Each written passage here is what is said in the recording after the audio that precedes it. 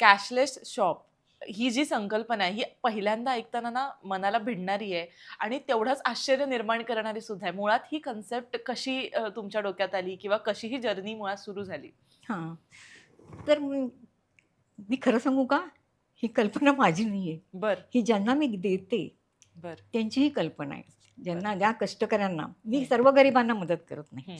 मी कष्ट करणाऱ्या गरिबांनाच मदत करते. तर खरंय. त्यांनी मला ते माझ्याकडे यायचे काही-काही वस्तू, की बाबा दिवाळी आली आहे, मला चकल्या करायच्यात, मला सोवऱ्या हवा आहे. म्हणजे अशा त्यांच्या बरं, बरं. छोट्या-छोट्या मागण्या असायच्या, की माझी चप्पल हरवली किंवा तुटली आहे, तर मला चप्पल हवी आहे. हं. तर मग त्याला विचारायला लागला, "तुमच्या दुकानात चप्पल आहे का हो? तुमच्या दुकानात अरे वाह! तुमच्या दुकानात तांदूळ आहेत का हो?" असं त्या मला विचारायला लागल्या. म्हटलं, "हे काय दुकान आहे का?" "हो," म्हणे, "दुकानच आहे. पण ताई असं दुकान कुठं मिळणार नाही. इथं सगळं मोफत मिळतं."